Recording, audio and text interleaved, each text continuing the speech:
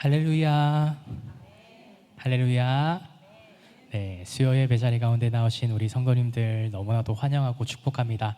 우리 시간 함께 사도신경 고백하심으로 우리가 함께 우리의 믿음을 주님 앞에 고백하도록 하겠습니다. 나는 전능하신 아버지 하나님, 천지의 창조주를 믿습니다. 나는 그의 유일하신 아들 우리 주 예수 그리스도를 믿습니다. 그는 성령으로 잉태되어 동정녀 마리아에게서 나시고 본디오 빌라도에게 고난을 받아 십자가에 못 박혀 죽으시고 장사된 지 사흘 만에 죽은 자 가운데서 다시 살아나셨으며 하늘에 오르시어 전능하신 아버지 하나님 우편에 앉아 계시다가 거기로부터 살아있는 자와 죽은 자를 심판하러 오십니다. 나는 성령을 믿으며 거룩한 공교회와 성도의 교제와 죄를 용서받는 것과 몸의 부활과 영생을 믿습니다. 아멘. 할렐루야. 오늘 우리가 함께 이렇게 먼저 인사하고 찬양했으면 좋겠습니다. 주님이 우리와 함께 하십니다. 인사하겠습니다. 주님이 우리와 함께 하십니다. 네, 한 번 더 인사할 텐데요. 이렇게 인사했으면 좋겠습니다. 주님 안에서 함께 걸어갑시다. 인사하겠습니다. 주님 안에서 함께 걸어갑시다. 네, 오늘 이 예배 자리가요, 그냥 나의 만족을 위한 자리가 아니라 주님 안에서, 그 믿음 안에서 하나됨으로 함께 나아가는 은혜의 예배 시간 되기를 간절히 소망합니다. 우리 그런 마음을 가지고요, 오늘 새로운 찬양일지도 모르겠습니다. 새로운 찬양일지 모르지만 이 찬양 함께 가사를 보면서 묵상함으로 고백할 수 있는 저와 여러분 되셨으면 좋겠습니다.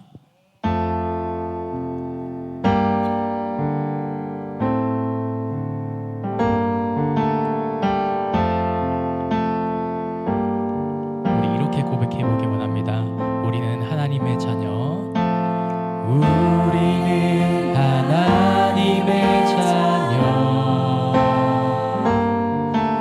주 사랑 안에 우리 거할 때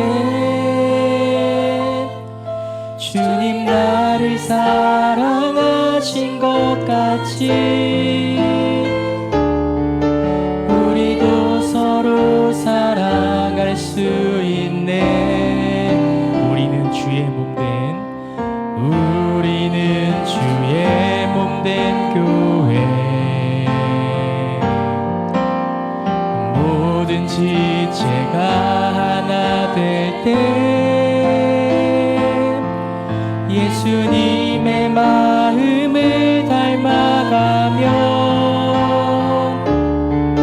고통과 즐거움 함께 나누네. 하나님 안에서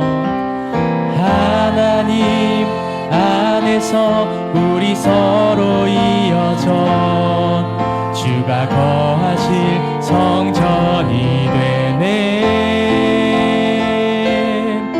모퉁이 돌 대신 예수와 하나 되게 하신 성령 안에 함께 지어져 가네. 우리 처음부터 한 번 더 고백할까요? 우리는 하나님의 자녀, 주 사랑 안에 우리 거할 때 주님 나를 사랑하신 것 같이 우리도 서로 사랑할 수 있네. 우리는 주의 몸된 교회, 뭐든지 제가 하나 될 때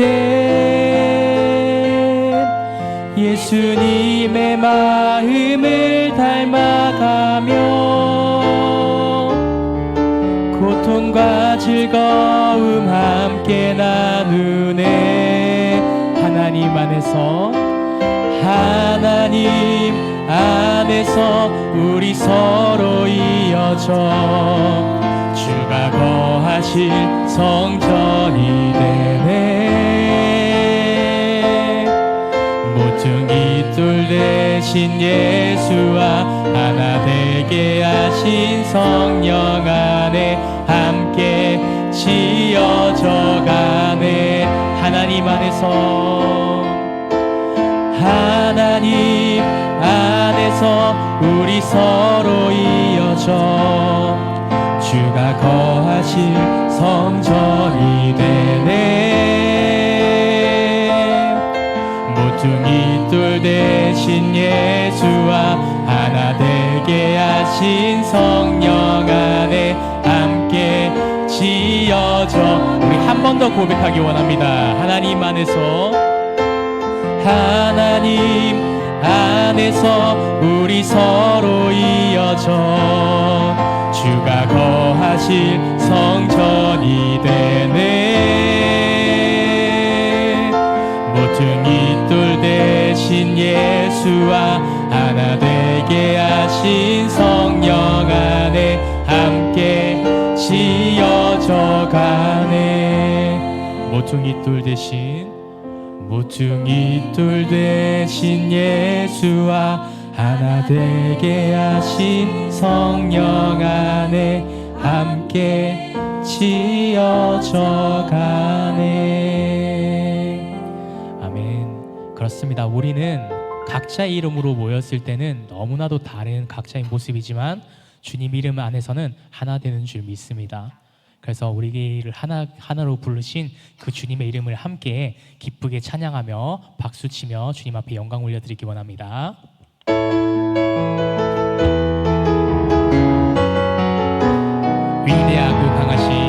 위대하고 강하신 주님, 우리 주 하나님. 위대하고 강하신 주님, 우리 주 하나님. 깃발을 높이 들고 흔들며 왕께 찬양해. 위대하고 강하신 주님, 우리 주 하나님. 위대하고 강하신 주님, 우리 주 하나. 우리 처음부터 위대하고 강하신 주님, 우리 주 하나님. 위대하고 강하신 주님, 우리 주 하나님. 깃발을 높이 들고 흔들며 왕께 찬양해. 위대하고 강하신 주님, 우리 주 하나님. 위대하고 강하신 주님, 우리 주 하나. 위대하고 강하신 주님, 우리 주 하나님. 위대하고 강하신 주님, 우리 주 하나님. 깃발을 높이 들고 흔들며 왕께 찬양해. 위대하고 강하신 주님, 우리 주 하나님. 위대하고 강하신 주님, 깃발을 높이 들고 흔들며 왕께 찬양해. 위대하고 강하신 주님, 우리 주 하나님. 위대하고 강하신 주님, 우리 주. 우리 한 번 더 고백합시다. 깃발을 높이 들고 흔들며 왕께 찬양해. 위대하고 강하신 주님, 우리 주 하나님. 위대하고 강하신 주님, 우리 주 하나. 어두워진 세상 길을 주님 없이 걸어가다 나의 영혼 어두워졌네. 어느 것이 길인지 어느 것이 진리인지 아무것도 알 수 없었네. 아멘. 주님 없이 살아가는 내 든 삶 실패와 좌절뿐이네. 사랑하는 나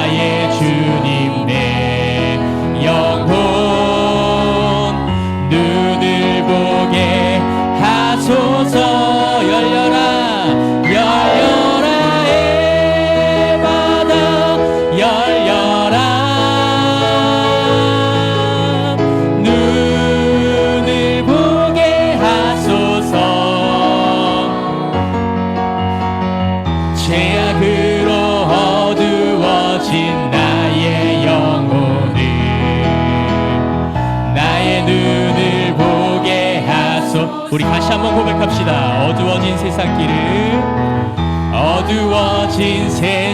길을 주님 없이 걸어가다 나의 영혼 어두워졌네.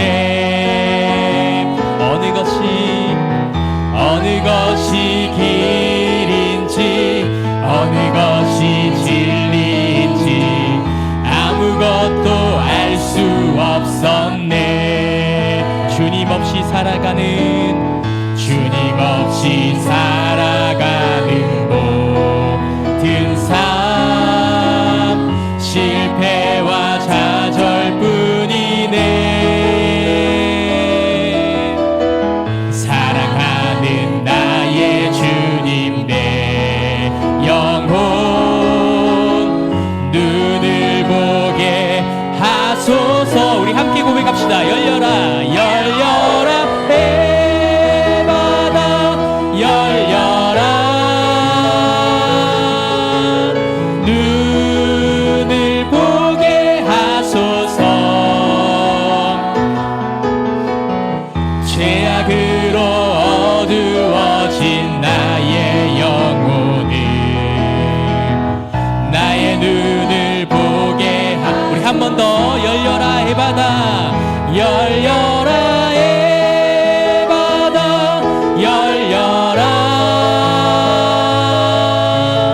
눈을 보게 하소서. 아멘. 죄악으로 어두워진 나의 영혼 나의 눈을 보게 하소서. 나의 눈을 보게 하소서. 나의 눈을 보게 하소서. 나의 눈을 뜨게 하셨네. 나의 눈을 뜨게 하셨네. 우리의 눈을 밝혀 보여주시는 주님 앞에 기쁨으로 영광의 역수 올려드리기 원합니다. 아멘.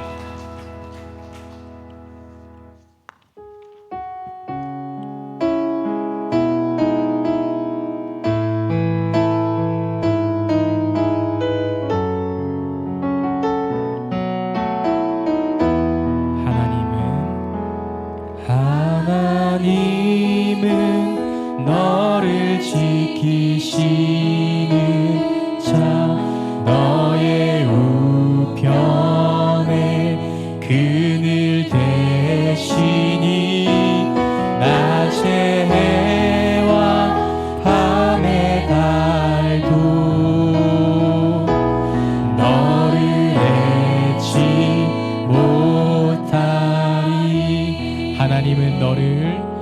하나님은 너를 지키시는 너의 환난을 면케 하시니 그가 너를 도우시리라. 너의 출입을 지키시리라.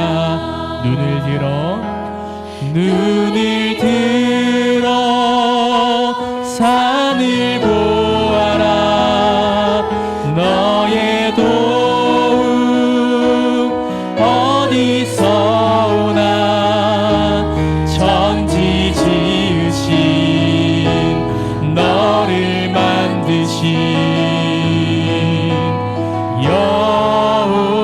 여호와께로. 우리 다시 한번 처음부터 고백합시다. 하나님은 너를 지키시는 자 너의 우편에 그늘 되시니 낮의 해와 밤의 달도 너를 잊지 못하리.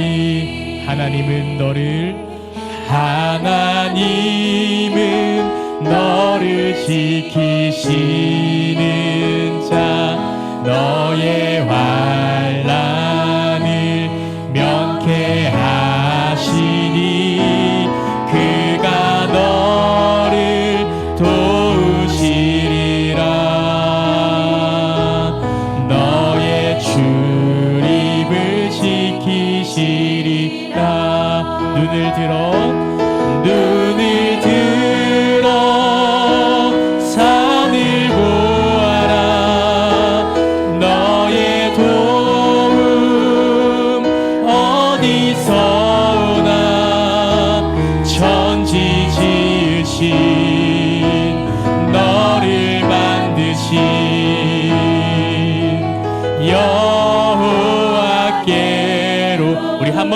기도합시다. 눈을 들어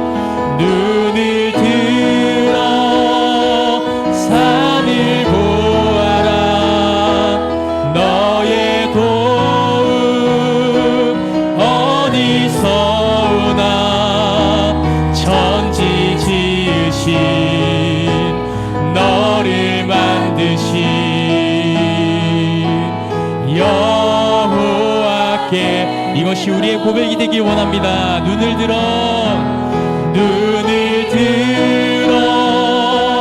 산을 보아라. 너의 도움 어디서 오나. 천지 지으신 너를 만드신 여호와께로다. 천지 지으신 너를 만드신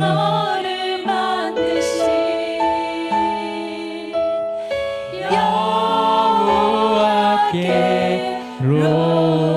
우리 마지막으로 천지 지으신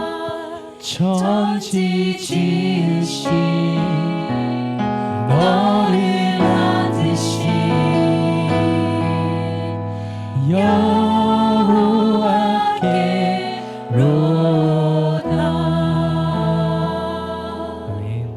우리 시간 함께 잠시 주님 앞에 마음을 모아서 기도하기 원합니다. 오늘 이 예배 가운데 우리가 바라보아야 되는 것은 사람이 아니라 하나님 아버지 한 분이신 줄 믿습니다. 살아계신 하나님 아버지의 말씀에 우리가 영적인 눈이 띄어지게 하여 주시옵소서. 영적이 띄어진 눈과 영적인 귀를 통하여서 오늘 사람의 소리가 아니라 하나님 아버지의 말씀에 귀 기울이기 원합니다. 전지 지으신 주님, 전지전능하신 주님, 오늘 나에게 그 은혜를 허락하여 주시옵소서. 오늘 말씀 전하시는 목사님의 입술을 주님께서 주장하여 주셔서 그 말씀을 통해서 하나님 아버지의 사랑의 음성을 듣게 하시고 살아계신 하나님 아버지의 역사심을 오늘 이 자리 가운데 가득 누릴 수 있는 예배 시간 되게 해달라고 우리 시간 이 시간 잠시 주님 앞에 함께 마음을 모아서 기도하도록 하겠습니다. 사랑과 은혜 주님 감사합니다. 하나님 아버지, 오늘도 우리에게 말씀해 주시는 그 은혜를 하나님 아버지 시간 기억합니다. 주님의 크신 은혜와 사랑의 시간 붙잡습니다. 하나님 아버지, 그 크신 사랑을 통해서 오늘 하나님 아버지 우리 영적인 귀가 영적인 눈이 떼어지는 은혜 더하여 주시옵소서. 하나님 아버지, 주님의 그 말씀을 사모합니다. 하나님 아버지, 그 은혜를 하나님 아버지 시간 주님 허락해 주실 줄 믿습니다.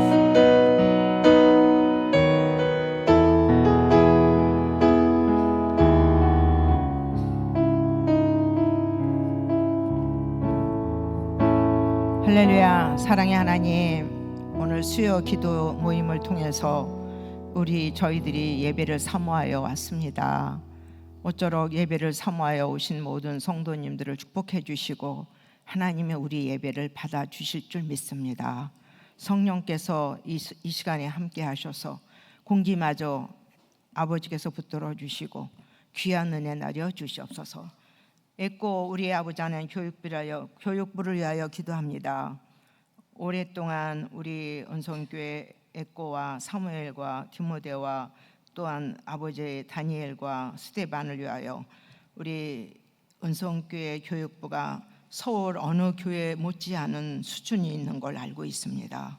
그것은 바로 가르치는 교사들이 기도 많이 하시고 부장님들과 또한 교육전도사님들과 교육 목사님을 통하여 이렇게 큰 부흥을 가져왔사오니 하나님께서 함께해 주시고 우리 은성교회 모든 우리 교육부에서 하나님 공부한 모든 우리 애고부터 시작해서 스데반에 이르기까지 아이들이 잘 말씀과 기도와 사랑으로 성장함으로 말미암아 이 사회에 나가서 자신이 그리스도인이라는 걸 잊지 않게 하시고 하나님 그리스도인답게 삶으로 말미암아 이 땅에 빛과 소금의 사명을 감당하여 저희들에게 큰 소망이 되고 국가에 큰 소망이 되게 하여 주시옵소서. 우리 시니어 노인들 하여 기도합니다. 이제 저희들이 날로 지치고 늙고 병들고 힘없어집니다.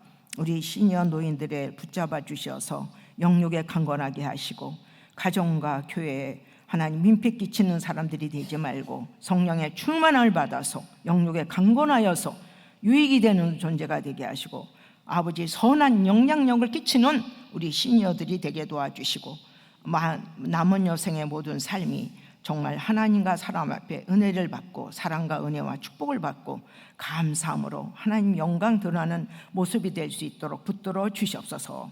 오늘도 수요 예배 함께 하시고 각 기간에 함께 하시고 특히 말씀을 전하시는 우리 박소원 목사님과 함께 해주셔서 말씀의 은혜되고 이루되고 성령의 강한 오른손으로 붙들어 주셔서 베드로가 단위에 서서 말씀을 전할 때에 3,000명이 회개하고 돌아온 것 같이 하나님 놀라운 귀한 은혜의 역사가 있게 도와주시옵소서.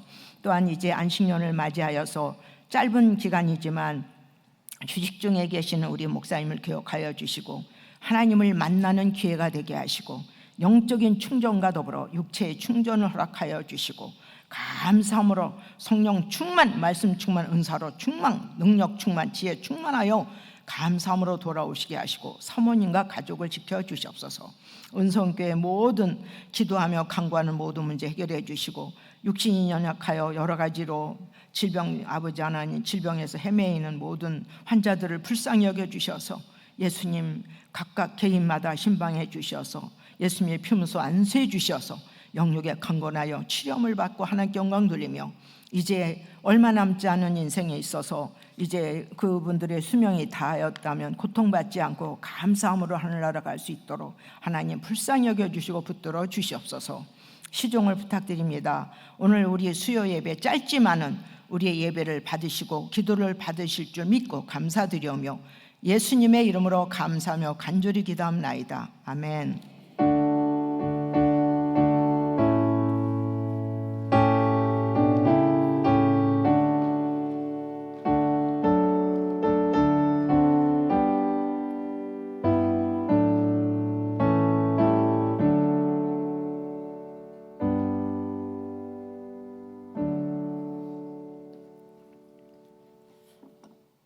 오늘 우리에게 주신 하나님의 말씀은 룻기 1장 1절에서 14절 말씀입니다. 룻기 1장 1절에서 14절 말씀입니다.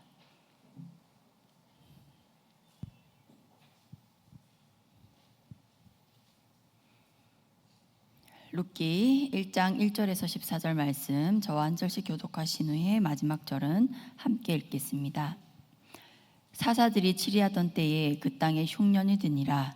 유다 베들레헴의 한 사람이 그의 아내와 두 아들들을 데리고 모압 지방에 가서 거류하였는데 그 사람의 이름은 엘리멜렉이요 그의 아내의 이름은 나오미요 그의 두 아들의 이름은 말론과 기론이니 유다 베들레헴 에브라 사람들이더라.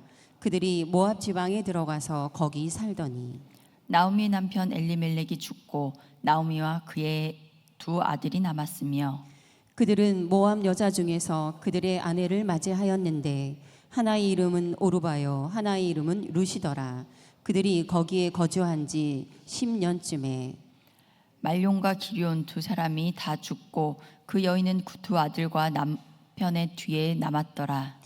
그 여인이 모압 지방에서 여호와께서 자기 백성을 돌보시사 그들에게 양식을 주셨다 함을 듣고 이에 두 며느리와 함께 일어나 모압 지방에서 돌아오려 하여 있던 곳에서 나오고 두 며느리도 그와 함께하여 유다 땅으로 돌아오려고 길을 가다가 나오미가 두 며느리에게 이르되 너희는 각기 너희 어머니의 집으로 돌아가라. 너희가 죽은 자들과 나를 선대한 것 같이 여호와께서 너희를 선대하시기를 원하며 여호와께서 너희에게 허락하사 각기 남편의 집에서 위로를 받게 하시기를 원하노라 하고 그들에게 입맞춤에 그들이 소리를 높여 울며 나오미에게 이르되 아니니이다. 우리는 어머니와 함께 어머니의 백성에게로 돌아가겠나이다 하는지라. 나오미가 이르되 내 딸들아 돌아가라. 너희가 어찌 나와 함께 가려느냐. 내 태중에 너희의 남편들 아들들이 아직 있느냐.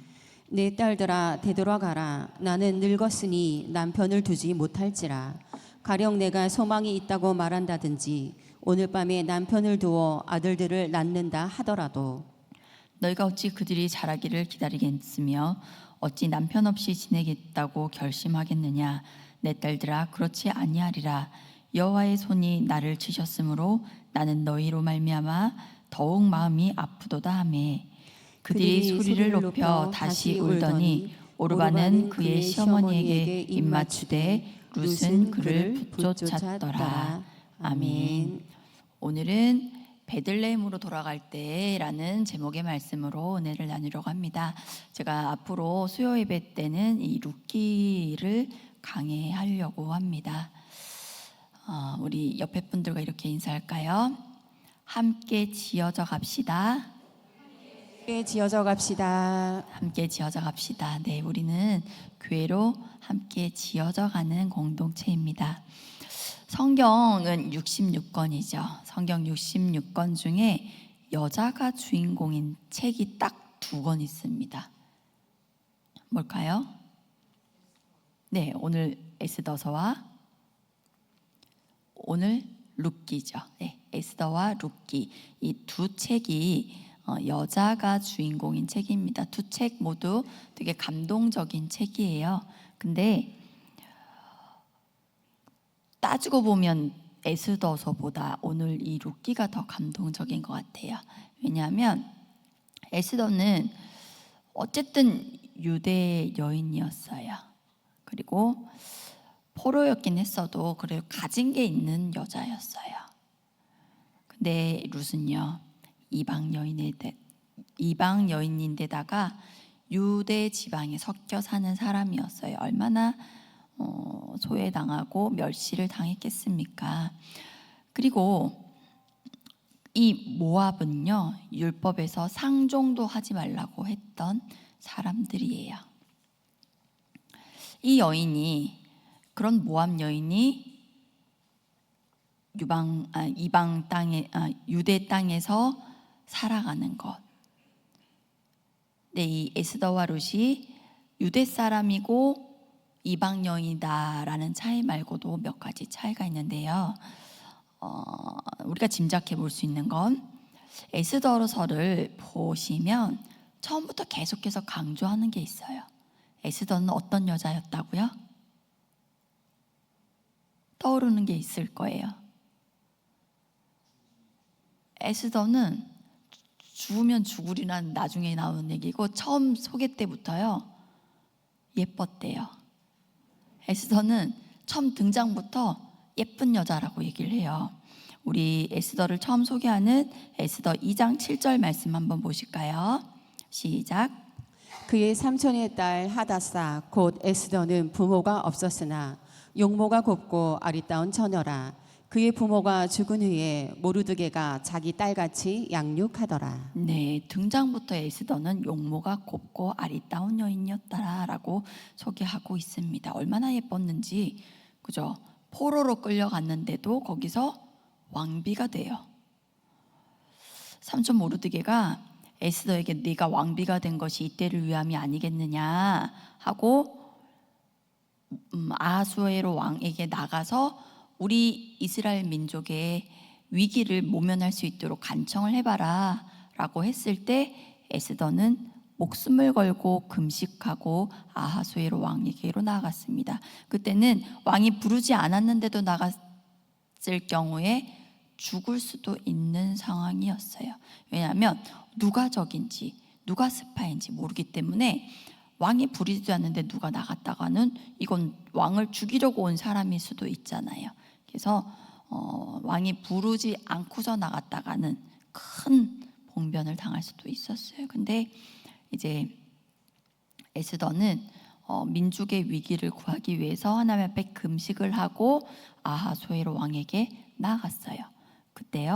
그때도요, 아하수에로 왕은 이 에스더가 예뻐서 사랑스러워서 에스더를 죽이지 않을 뿐더러 에스더의 소원을 들어주었습니다. 얼마나 예뻤을까요?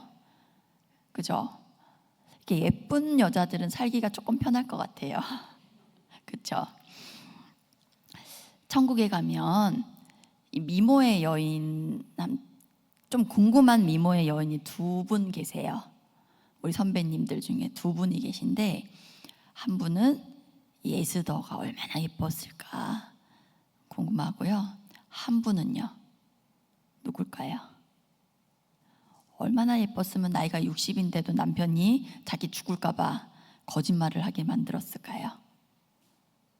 사라. 얼마나 예뻤을까요? 천국 가면 이 두 분을 한번 만나 뵙고 싶어요.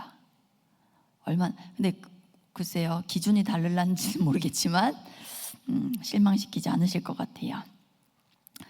근데 그와 대조적으로 룻기는요, 1장부터 4장까지 아무리 눈 씻고 찾아봐도 룻이 예뻤더라, 내지는 룻의 외모에 대해서 얘기하는 부분 하나도 없어요.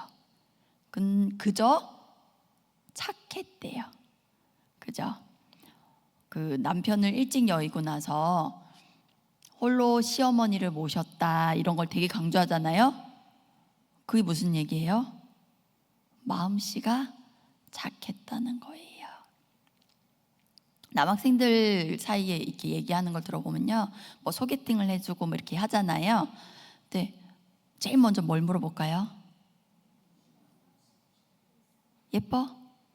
그 여자 예뻐? 그러잖아요. 착해. 그럼 무슨 뜻이에요? 예쁜 건 아닌 것 같아요. 그죠? 그래도 계속 물어보죠. 예뻐? 착해. 착한, 그런 말도 있더라고요. 예쁜 게 착한 거래요. 예쁜 것도 착한 거래요. 그렇게 외모에 대해서 남자들이 중요하게 생각하고 하는데, 이 룻은요, 한 번도 외모에 대한 평가가 이 룻기에 없었어요. 그냥 보아스의 밭에서 아침부터 저녁까지 성실하게 이삭을 주면서 시어머니를 복양했더라, 착한 며느리였더라, 그 얘기만 하고 있습니다. 아니, 보아스가 되게 나이가 많았다고 하잖아요. 룻보다 엄청 나이가 많았잖아요. 룻한테 내 딸아라고 얘기할 정도의 연배였어요. 그러면 룻이 예뻐 보일 만도 한데 그런 언급도 전혀 없어요. 보아스가 룻을 만났을 때도 뭐라고 하냐면요, 네가 시어머니를 얼마나 잘 섬겼는지 내 그 소문을 들었다 라고 해요. 네가 얼마나 착한지 내가 들었다, 그 얘기예요. 그래서 룻은요, 예쁘기보다는 그냥 착한 여인이었다라고 우리는 짐작할 수 있습니다. 에스더는 유대인이었고 예뻤어요. 근데 룻은 모압 여인인데다가 마음씨만 예뻤어요. 근데 되게 흥미로운 사실은요, 유대인들에게 현숙한 여인이 누구냐라고 얘기하면 누구를 얘기하는지 아세요? 유대인들에게 누가 현숙한 여인이에요? 그러면은 룻이요 라고 얘기를 한대요. 유대인에게 현숙한 여인으로 대표되는 인물이 바로 룻이라는 거예요. 왜 그러냐면 우리가 읽는 한글 성경에서는 사사기 다음에 룻기가 나오죠. 이 배열은 아마도 룻기가 시작될 때 사사들이 치리하던 때에 라고 시작을 해요. 룻기의 시대적 배경이 사사 시대였기 때문에 이 사사기에 이어서 룻기를 배열한 것 같아요. 그런데 원래 히브리 성경에는요, 배열이 좀 다르다고 합니다. 히브리 성경은 잠언 다음에 룻기가 나온다고 해요. 시편, 욥기, 잠언, 룻기, 아가서, 이런 순서로 나간다고 해요. 근데 잠언은 여러분 31장으로 끝나는데요, 잠언 31장에 무슨 내용이 나오신지 아세요? 잠언 마지막 장, 잠언 31장에는 현숙한 여인을 찾아 얻겠느냐라고 하면서 마지막 단락이 시작돼요. 그러면서 현숙한 여인은 그 값이 진주보다 더하다라고 하면서 그 현숙한 여인이 어떻다 하면서 잠언 31장, 잠언 전체가 끝나요. 그 다음에 룻기가 이어서 나오는 거죠. 그러니까 이스라엘 사람들은 이 잠언에서 얘기하는 현숙한 여인, 잠언이 소개하는 현숙한 여인을 샘플로 룻기를 보여준다, 룻을 보여준다라고 이해를 하는 거죠. 무슨 말씀인지 이해되시죠? 그래서 이스라엘 사람들은 현숙한 여인 그러면은 루시여라고 대답을 한다는 거죠. 혈통적으로는 유대인도 아니고 또 외모가 특출난 것도 아니고 이런 이방 여인이 우리가 읽는 성경, 아니 우리만 읽는 게 아니라 유대인이 읽는 성경의 한 권을 차지하고 있다는 것, 그리고 현숙한 여인의 대표로 언급된다는 사실이 우리에겐 참 은혜입니다. 그리고 룻기에는요, 단 한 번의 기적도 등장하지 않습니다. 근데 의외로요, 다윗의 생애에도 하나님의 특별한 기적은 없었어요. 근데 대신에 다윗은 열심히 싸워야 했죠. 피 흘리는 전쟁터에서 일평생 치열하게 싸워야 했습니다. 그런데 룻기에는요, 그런 치열함도 없었어요. 잔잔한 은혜와 감동만이 있을 뿐입니다. 룻기를 한마디로 요약한다면 헤세드라고 말할 수 있는데요, 그 헤세드는 우리말로요, 자비라는 뜻이에요. 이 룻기 전체에 흐르고 있는 메시지가 자비, 하나님의 자비, 보아스를 통한 하나님의 자비, 아주 잔잔해요. 다른 구약 성경에서는요, 하나님이 기적도 많이 베풀어 주셨죠. 기적도 베풀어 주시고, 아니면 하나님께서 직접 나타나셔서 또 음성으로 말씀도 해 주셨어요. 근데요, 이 룻기에는 초자연적인 기적이 한 번도 등장하지 않고요, 또 초자연적인 음성도 한 번 들려주신 적이 없습니다. 그래서 우리가 사는 현실과도 더 비슷한 거죠. 우리가 살아가는 매일의 현실에도 초자연적인 기적은 없고요, 또 매일 하나님의 음성이 귀에 들리지도 않습니다. 하늘에서 매일같이 만나가 내리는 것도 아니고, 또 불기둥과 구름기둥도 보이지 않습니다. 그런데 놀라운 것은 여전히 룻과 나오미를 먹이시고 돌보셨다는 사실입니다. 눈에 보이지 않지만 일하고 계시고, 귀에 들리지 않지만 여전히 말씀하고 계시다는 사실입니다.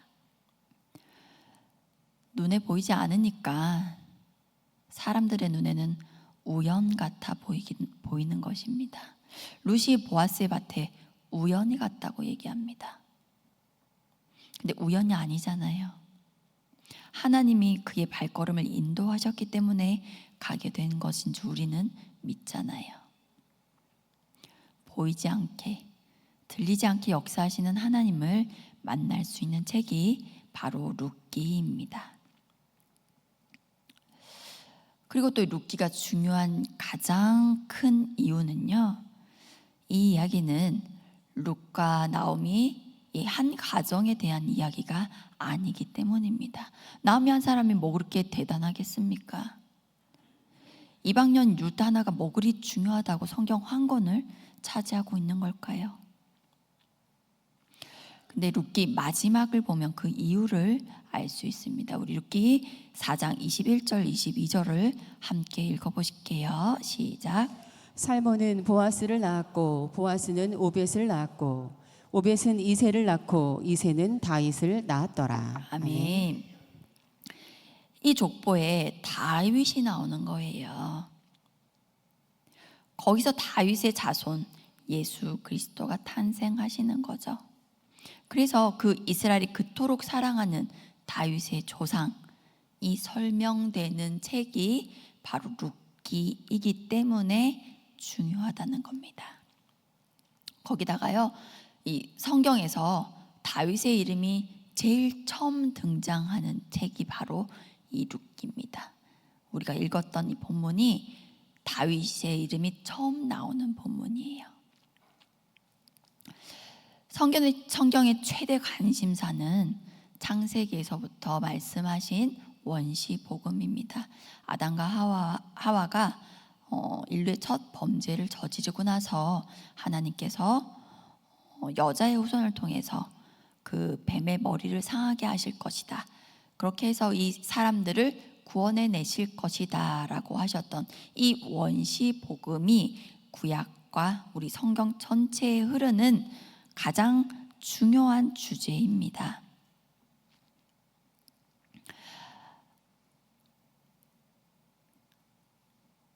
그 성경은 그래서 그 여자의 후손이 누구인지를 추적하고 어떠한 통로로 오시게 되는지를 계속해서 관심을 가지는 거예요. 그래서 성경에 보시면 우리가 좀 지루하게 느끼는 족보 이야기, 누가 누구를 낳고 누가 누구를 낳고 쭉 있죠. 근데 그게 그렇게 중요하다는 거예요. 여자의 후손이 어떻게 나오는지에 대해서 우리가 추적해 볼 필요가 있기 때문이죠. 그래서 아브라함이 100세 때 아들을 낳은 것도 그래서 중요한 거예요. 아브라함 인생에 그 인생으로는 대단한 일이죠. 그렇지만 그 아브라함이 이삭을 낳아야 다윗의 족보, 메시아의 족보가 완성되기 때문에 중요한 겁니다. 본문에서는요, 이게 시간적 배경은 사사들이 치리하던 때라고 말합니다. 사사 시대를 대표하는 표현이 그때의 이스라엘의 왕이 없으므로 사람들이 각기 자기 소견에 옳은 대로 행하였더라 라고 얘기합니다. 쉽게 말하면 자기 마음대로 살았다는 거예요. 근데 왜 왕이 없었습니까? 이때까지는 원래 왕이 없었어요. 눈에 보이는 왕은 계속 없었어요. 근데 지금 와서 그때의 왕이 없음으로라고 강조하는 이유는요, 원래 이스라엘은 하나님께서 왕이 되시고 하나님께서 직접 통치하시던 신정국가였어요. 그런데 이때 사람들은 이 마음에 하나님 두기를 싫어하고 하나님을 왕으로 모시기 싫어하던 때였기 때문에 하나님을 왕으로 인정하지 않고 자기 마음대로 살았다는 뜻입니다. 성경은 바로 이 사사 시대를 최악의 시대라고 꼽습니다. 그런데 성경에만 사사 시대가 있는 걸까요? 우리 인생에도 사사 시대가 있습니다. 내 인생에서 내 마음대로 살던 시기, 내 소견에 옳은 대로 결정하고 사는 시기가 없었습니까? 내가 하나님 되어서 내 인생의 왕이 되어서 마음대로 사는 사사시대, 하나님 보시기에 최악의 시기가 있었습니다. 지금 혹시 그 사사시대를 보내고 계신 성도님들 계시다면 그 시대를 빨리 끝내시기를 주님의 이름으로 축복합니다. 그리고 이제 공간적 배경으로 살펴보겠습니다. 여기 마이크 채널을 12번으로 맞춰주셔보겠어요? 공간적 배경은 베들레헴입니다. 그 땅에 흉년이 들었다고 했는데 그 땅이 베들레헴이라는 게 이상한 거예요. 왜냐하면 이 베들레헴은 약속의 땅이잖아요. 약속의 땅에 흉년이 들었다는 건 그냥 지나칠 일이 아닙니다. 신명기 28장에 보시면 하나님께서 앞으로 너희가 들어가게 될 그 가나안 땅에서 너희가 순종하면 복이 임할 것이지만 불순종하면 저주를 받을 것이라고 말씀하시면서 저주 목록이 쭉 나오는데요. 그 저주 목록 가운데 하나가 기근입니다. 약속의 땅의 흉년은 하나님이 내리시는 심판이라는 거예요.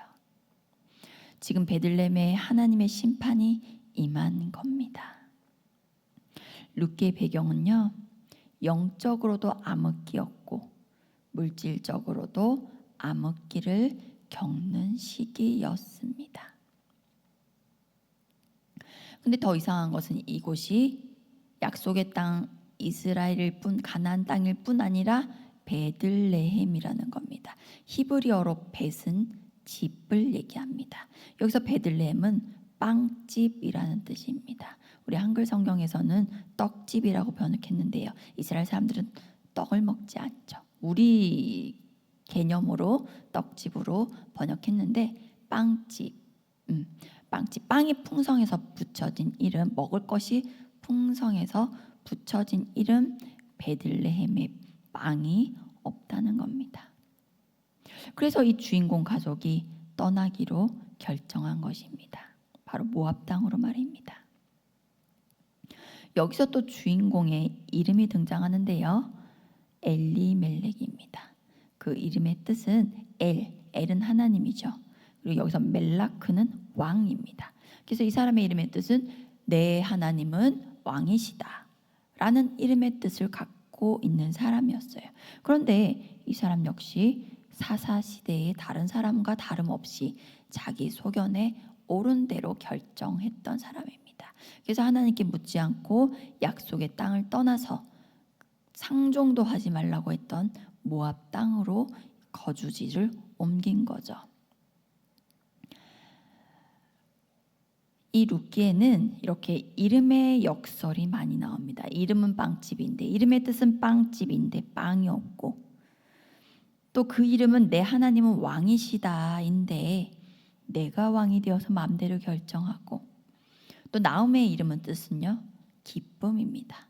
그런데 쓰디쓴 세월을 보내게 됩니다. 이름값을 못하는 이야기들인 거죠. 엘리멜렉도 베들레헴도 이름뿐인 거죠.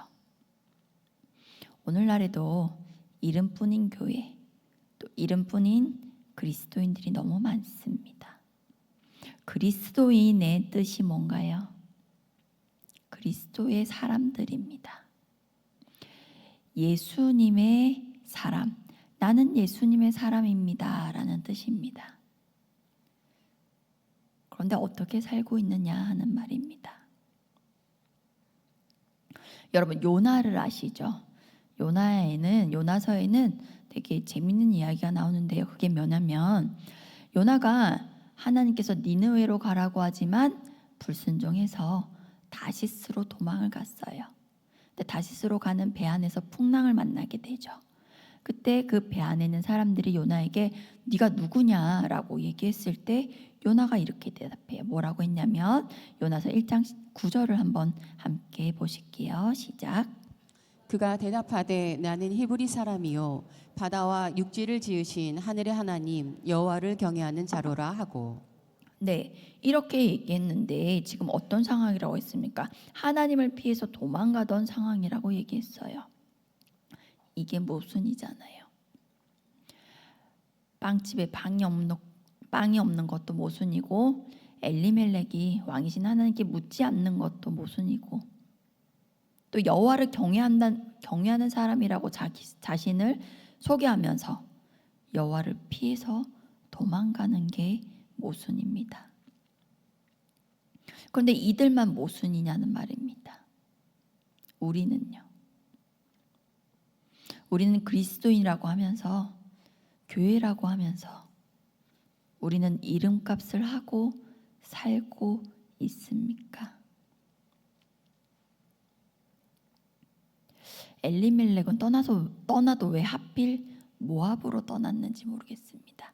모압은 근친상간으로 태어난 민족이라서 저주받은 민족입니다. 섬기는 신이요 그모스라는 신이었는데요. 이 신은 아이를 제물로 받던 무서운 신입니다. 모압 땅에 가서 살면서 그들이 행복했을까요? 아니었을 겁니다. 또 다른 싸움을 해야 했을 겁니다. 베들레헴에서는 자녀들 먹이느라고 아등바등 했었을 텐데, 이제 모압 땅에서는 신앙을 지키기 위해서 싸워야 했을 것입니다. 여러분, 사는 곳을 바꾼다고 해서 싸움이 끝나지 않습니다. 교회를 옮긴다고 해서 싸움이 끝나지 않습니다. 새로운 싸움이 기다리고 있는 거죠. 근데 이 싸움은 더 어려워요. 육체의 기근으로부터 아이들을 지키는 것도 어려운 거였는데 이 영적 기근으로부터 아이들을 지켜내는 것이 얼마나 어려운지 아십니까? 오늘 본문에서는요, 다 모압 여인과 결혼했잖아요. 여러분이 신앙 대신에 물질을 선택하면 아이들을 잃어버릴 수도 있다는 사실입니다. 이때 나오미의 역할이 중요했습니다. 아내는 하나님께서 돕는 배필로 주신 사람이잖아요. 무조건 남편 말에 순종하는 것이 아니라 하나님의 뜻을 잘 헤아렸어야 했습니다. 우리는 룻기를 이해할 때 룻은 믿음으로 이스라엘로 옮겨간 사람이라고, 믿음이 좋은 여자라고 평가를 하고, 반대로 나오미를 모압 땅으로 이주한 믿음 없는 여인이라고 쉽게 단정짓고 이해하기도 하는데요. 사실은요, 나오미가 결정한 게 아니에요. 남편 엘리멜렉이 결정한 거예요. 다만 나오미는 깨어있지 못해서 그 하나님의 뜻이 아니라 남편의 뜻에 그냥 순종하고 말았던 거죠. 나오미의 이름은 뜻은 기쁨이라고 했는데 하나님의 기쁨이 되는 대신에 남편의 기쁨이 되기로 한 거예요. 부부 중에 한 사람이라도 깨어 있으면 그 집은 망하지 않습니다. 아나니아와 삽비라 중에 한 명이라도 깨어 있었다면, 그 일에 만약에 한 사람이라도 반대했다면 그 가정은 그렇게 망하는 길로 가지 않았을 겁니다. 아비가일 덕분에 나발은 위기를 모면했었습니다. 남편을 기쁘게 하는 결정을 한 나오미는요, 뭐라고 고백하냐면, 나를 더 이상 나오미라고 부르지 말라, 나를 더 이상 기쁨이라고 부르지 말라라고 고백하는 인생이 되었습니다. 선택을 잘해야 하는 거죠. 얼마나 큰 비극이 닥쳤습니까? 남편 엘리멜렉이 죽었죠. 살려고 간 그곳에서 남편이 죽었습니다. 두 아들도 그렇게 죽었습니다. 아들들 먹여 살리려고 모압으로 이주했는데 다 죽었습니다.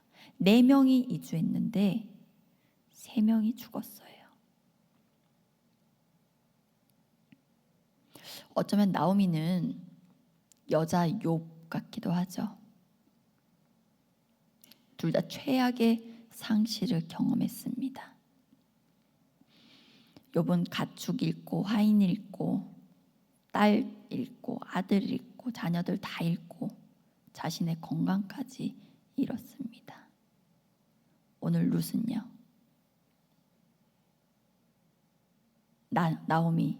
나오미는요, 흉년 때문에 피난민이 되고 남편도 죽고 아들들도 죽고 다 잃었습니다. 욥도 하나님께 따졌어요. 나오미도요. 그 뒤에 본문에 나오지만 전능자가 나를 괴롭게 하셨다라고 하나님 탓을 해요. 자신이 결정을 해놓고. 나오미는 모압 땅에서 이렇게 한탄했을 거예요. 내가 어쩌다가 이런 선택을 해서 이런 발자가 됐을까? 왜 여기까지 와서 이 고생을 하는 걸까? 후회했을 거예요. 우리 중에는 이렇게 후회하는 성도들이 없기를 소원합니다. 내가 하나님 말씀 버리고 돈 좀 벌어보겠다고 모압 땅으로 갔다가 나 왜 이렇게 됐지? 내 인생 이렇게 후회하지 않기를 주님의 이름으로 축원합니다. 그런데 이런 결정을 왜 하게 됐었나요? 빵집에 빵이 없었기 때문입니다. 빵집에 빵이 없어서 사람들이 떠나고 있는 겁니다. 여러분 혹시 떠오르는 게 없는지 모르겠습니다.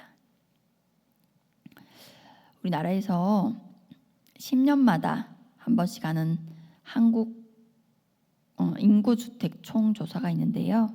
그래서 우리 한국 기독교인 숫자가 점점 줄어들고 있는 것을 볼 수 있습니다.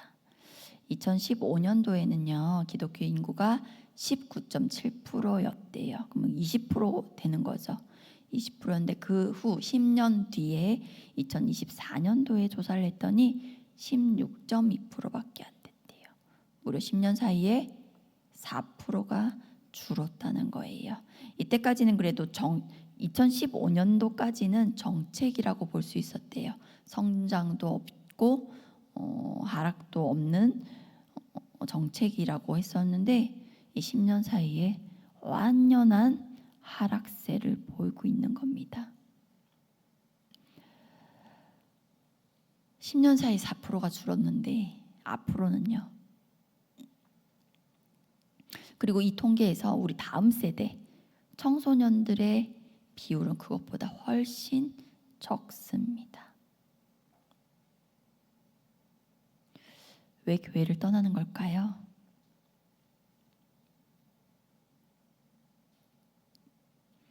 빵집에 빵이 없어서 떠난 거예요.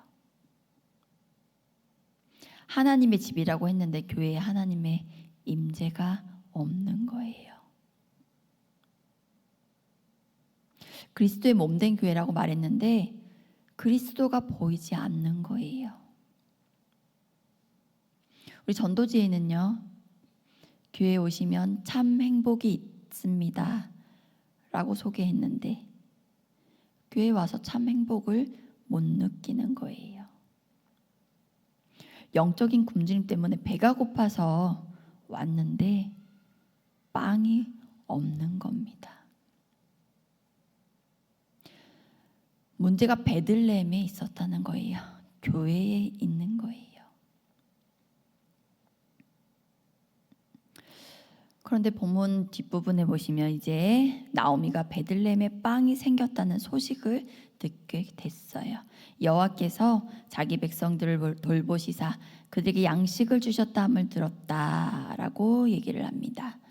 베들레헴으로 언제 돌아가는 거예요? 이제 빵집에 빵이 생겼다는 얘기를 듣고서 돌아가는 거예요.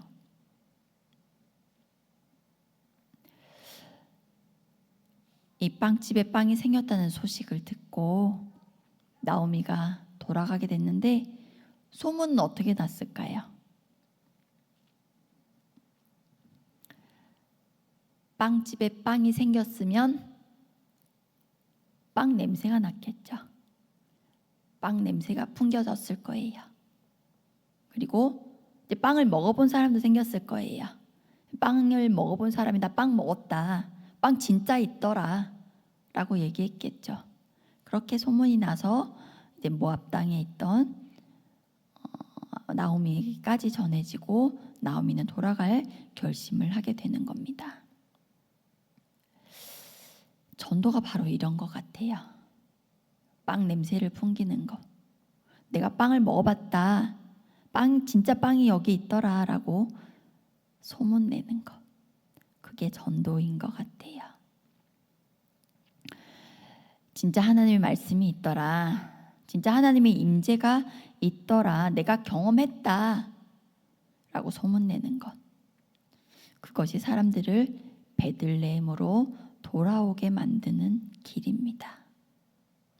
우리가 빵을 만들어내지 못하지만 빵 냄새를 풍길 수는 있습니다. 또 먹어본 소문은 낼 수 있습니다. 우리 교회 안에 하나님의 임재가 가득하기를 바랍니다. 그 하나님의 임재를 여러분이 경험하시기를 바랍니다.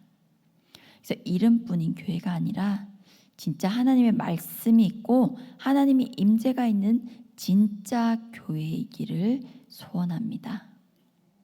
우리 교회에 하나님의 임재가 있어도 내가 못 느끼면 전할 수가 없죠. 있다고 자신 있게 말할 수 없을 겁니다. 이곳에 있는 하나님의 임재를 먼저 충만히 누리시는 여러분 되시기를 주님의 이름으로 간절히 축원합니다. 기도하시겠습니다.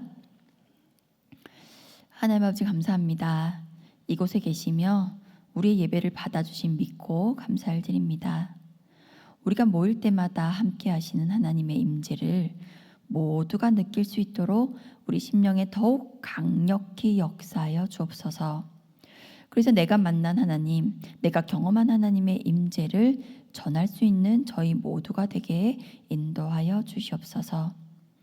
교회가 교회 되게 하시고 예배가 예배 되게 하시며 우리 또한 성도답도록 늘 깨어서 주님과 동행하며 주님 형상을 드러내는 삶 살도록 인도하여 주시옵소서. 교회 학교의 여름 사역을 가운데 성령 충만함으로 함께하여 주시옵소서. 우리 아이들 집회를 통해서 하나님을 만나게 하시고 삶의 목적과 비전을 발견하게 하셔서 낭비 없고 후회 없는 삶 살도록 역사하여 주시옵소서. 우리 성도들 가운데 육신의 질병으로 고통받는 환우들 있습니다. 주님 찾아가 위로하시고 예수님의 이름으로 일어나 회복되는 은혜를 허락해 주옵소서. 육신뿐 아니라 마음과 영혼의 문제까지도 우리 주님 찾아가셔서 빛을 비추어 회복시켜 주시옵소서. 우리 삶의 답이 되어 주시는 예수님의 이름으로 기도합니다. 아멘. 담임 목사님 계속해서 안식 주간에 계시고 이번 주일부터 주일 예배 설교부터 복귀하십니다. 위에서 끝까지 중보해 주시기를 바라고요. 지금 평일 저녁 다 함께 기도회가 계속해서 이어지고 있습니다. 많은 아이들 참석하고 있다고 하는데 여러분들 각자의 자리에서 함께 중보해 주시길 바랍니다. 제가 기도하고 마치겠습니다.